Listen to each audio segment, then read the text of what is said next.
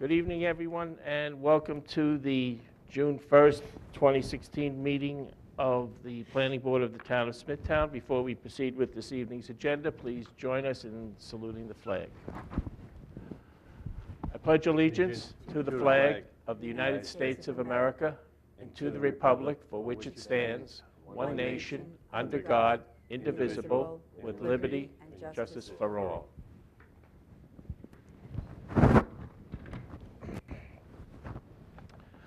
Okay, the chair recognizes the planning department to read items recommended for adjournment this evening. Good evening, Mr. Chairman and members of the Planning Board. The Planning Department would like to recommend the following items for adjournment because the applicants are not ready to be heard. Under zoning petitions, number 1, 2012-04 Storybook Homes Nesconset. Number 2, 2012-02 Carlson Associates Kings Park. Number 3, 2015-05 Thomas Giswali Kings Park. Number 4, 2010-06 KVC Holdings. Under waiver requests, number 5, 773 Scholar Estates Comac. Number 6, 1135 Tuami Platte St. James. Number 7, 911A Glenholm Northern St. James. Under final subdivision, number 8, 1156 Map of Open Meadow Fort Salonga. Under preliminary subdivisions, number 9, 1158 Gnarled Hollow Smithtown. Is there anyone present who wishes to be heard on any of these items recommended for adjournment? There being none, is there a motion? Motion to adjourn items 1 through 9 as read. Second. All those in favor? Aye. Aye. Motion carries. The items are adjourned. The next item on the agenda is amendment of conditional approval. It's a 280A application, and we have a letter from the applicant's representative stating that they wish the item to be adjourned for no date certain.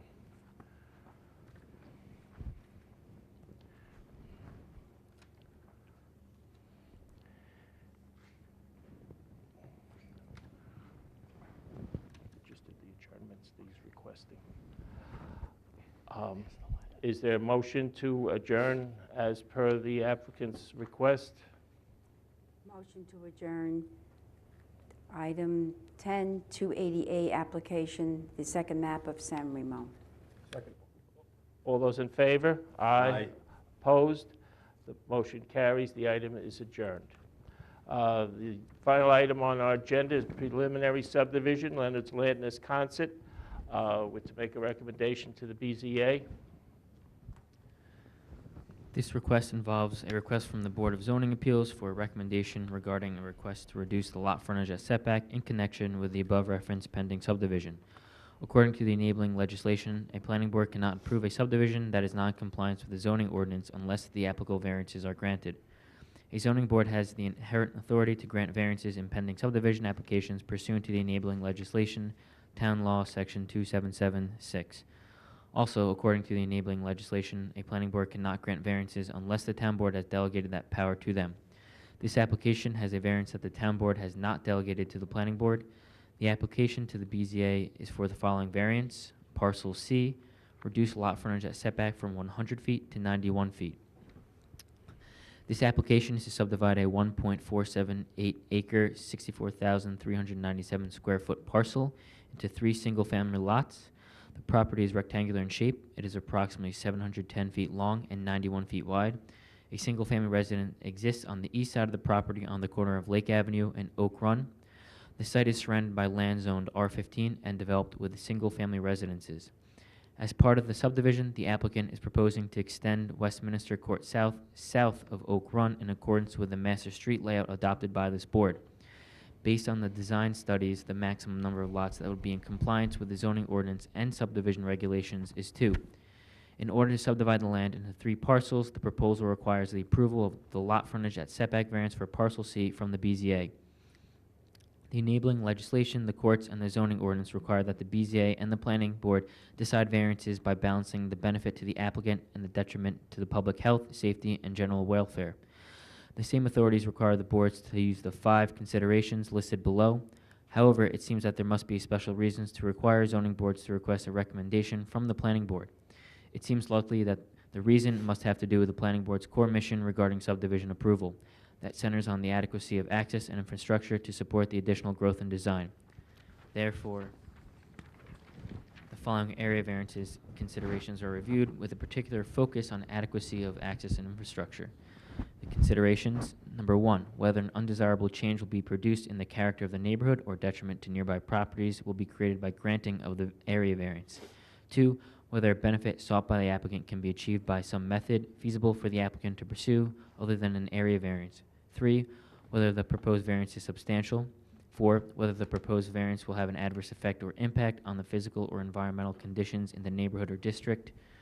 Five, whether the alleged difficulty necessitating the area variance was self-created by an applicant, which consideration shall be relevant to the decision of the planning board, but shall not necessarily preclude the granting of the area variance. Number one, the proposal will create a lot with substandard lot frontage at setback. However, the variance will likely not create an undesirable change in the character of the neighborhood or detriment to nearby properties.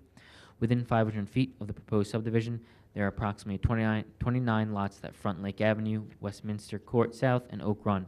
13 of these 29 lots, 45%, have substandard lot frontage at setback. The 5 lots immediately south of the subject parcel on Lake Avenue are approximately 90 feet wide at the setback line. 2, the property could be subdivided into 2 lots in conformance with the building zone ordinance and subdivision regulations. 3, the request reduction in lot frontage at setback for parcel C is not substantial. The applicant is requesting a 9% reduction from the required 100 feet for the R15 zoning district. 4, the proposed variance would not have an adverse effect or impact on the physical or environmental conditions in the neighborhood or district. 5, the alleged difficulty is self-created. In conclusion, the property could be subdivided into 2 lots, but the addition of a 3rd lot does not create a substantial or undesirable change in the neighborhood, nor does it have an adverse effect on the physical or environmental conditions of the neighborhood or district. Further, it appears that the layout of the subdivision provides adequate access to all 3 lots, and the infrastructure, including proposed improvements, is adequate to support the construction of 2 additional dwellings. The Planning Department offers the following resolution for the board's consideration. Be it resolved that the Planning Board hereby recommends that the Board of Zoning Appeals approve the variance associated with the subdivision known as number 1152, map of Leonard's Land, for the following reasons. 1, the proposed layout will not produce an undesirable change in the character of the neighborhood or detriment to nearby properties. 2, the proposal variance is not substantial. 3, the proposed variance will not have an adverse effect or impact on the physical or environmental conditions in the neighborhood or district. 4, the layout of the subdivision provides adequate access to all 3 lots. 5, the infrastructure, including proposed improvements, is adequate to support the construction of 2 additional dwellings. Thank you. Good evening, Donald King, 75 East Main Street, Kings Park, New York. I'd ask the board to follow the recommendations of the Planning Department. We've been at this for 10 years and 4 months, and I'd like to wrap it up at some point before I go into the home.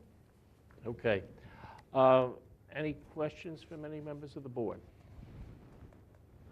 I just have one question, and I noticed the plan includes a installation of a temporary cul-de-sac. Yes. Which in the future would have to be modified and straightened, out. Correct. For a road. What would the applicant's feelings be if we were just to do a road that ended at the end of the property line, thus saving having to reconstruct a driveway, perhaps change elevations to, well, I think lots B and C? If you could hold off until we're doing this so that there's access to the property in the back. Right. If you could hold off, it's more money. It's a ton of money more than is necessary at this time. Obviously, if the people that are going to be serviced by that, they could take care of that cost at some future date. So If it's you okay with would you. prefer the cul-de-sac? Please. Wait. Okay. To wait, To wait? please. Okay. Thank you. Okay. Any other questions? Do I have a motion? First of all, is anyone else here present wish to be heard on this matter? There being none? In the matter of number 1152, map of Leonard's Land, I move that we adopt the resolution as read in accordance with the recommendation of the Planning Department. Second. All those in favor? Aye. Opposed? Motion carries. Thank you very much. Okay. Thank you. Have a good evening. And I believe that concludes all the items on the agenda. If there be no other business before the board, entertain a motion to adjourn. Motion to adjourn. Second. All those in favor? Aye. Opposed? Motion carries. We stand adjourned.